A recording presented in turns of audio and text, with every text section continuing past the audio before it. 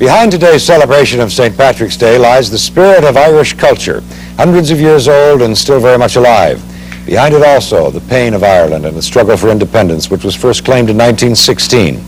Roger Sharp has been looking at the Irish spirit and at the struggle of the spirit to keep alive and growing. Roger? Well, Bill, certainly for such a tiny land, Ireland has put quite a stamp on our country. As Sean O'Casey noted a quarter of a century ago of the Irish, we've scattered ourselves about too much. Still, there is something very special about the Irish spirit. This, of course, is how we generally picture St. Patrick's Day in New York. The fun, the frolic, all the town's political faces being Irish for a day, whether they are or not. And your comment was, this is not soul food. Today it is. Really, the parades and celebration are uniquely American, since this day of tribute to a patron saint in Ireland is much more a religious affair. To many Irish, the stereotype portrayal here of what it is they are is unfair. The Irish made out to be a rather lazy, drinking, brawling lot of little creativity and culture. So it is that New York's Irish Arts Center struggles to offer another image. This rehearsal for the Shea, in Gaelic, a public gathering for story, poetry, music, and dance.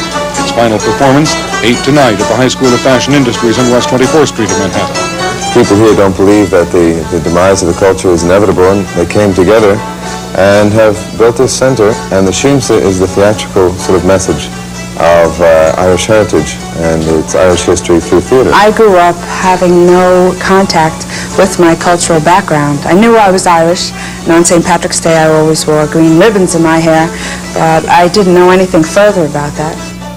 The Irish spirit is also vividly offered in the two-week exhibit opening today at Nikon House. 50 striking photographs by young Cotton Colson for April's National Geographic feature on Ireland.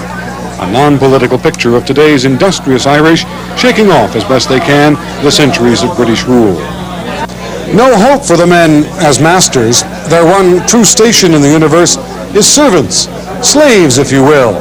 They are, in brief, dark barbarians, not intrinsically of ill dispositions. So was Thomas Carlyle's summation of the Irish in 1849. In 1973, those words were a preface for the novel The Falling Man, about an Irish cop in Harlem. Author-filmmaker Warren Forma went to Ireland for research, producing a remarkable film on the rebellious Irish nature rooted in suppression. I became a member of the IRA in 1919 or 1920. One of the first things I can remember was taking part in a raid for arms. Forma's Shadows of the IRA is not about the tragedy we're still witnessing in Northern Ireland. The sadness of such a seemingly unsolvable stalemate is, however, given perspective by Forma's interviews with those in their 80s and 90s recalling the Civil War of the 20s.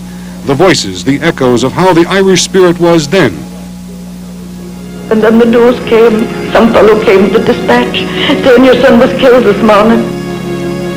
He was taken out of prison and placed in the landmine. And then I remember something awful. My father came into town and my mother, and they wouldn't give over my brother's remains. But for the parish priest, he said, I'll get your boy's remains. It was something awful, a nightmare I'll never forget. If only men were more just and not to be killing one another and taking up arms, what a difference it would make in this world. If they are strongly and staunchly Catholic in some of their laws, which they probably should do away with, it is because the Catholic religion was taken away from them. For centuries they were banned. Priests were hung. You weren't allowed, if you were called part of the papistry, you weren't allowed to teach in a school. You weren't allowed to teach the children. The children weren't allowed to speak Gaelic. They had no language, no religion. So therefore, when they got it back, they grabbed it very firmly. The last time that people had been executed before 1916 were the Invincibles.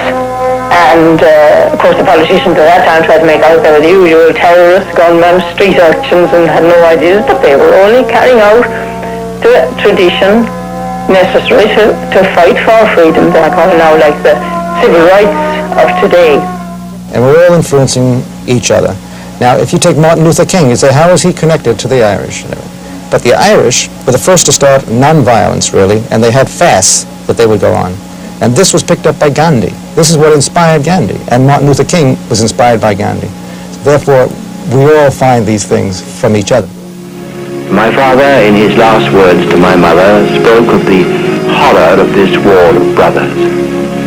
And in order to symbolize his belief that there never should be another civil war, he shook hands with the firing squad. He gave them some souvenirs. And he refused to have his head bound. His last words on this earth were, "Come nearer, boys. It will make it easier for you."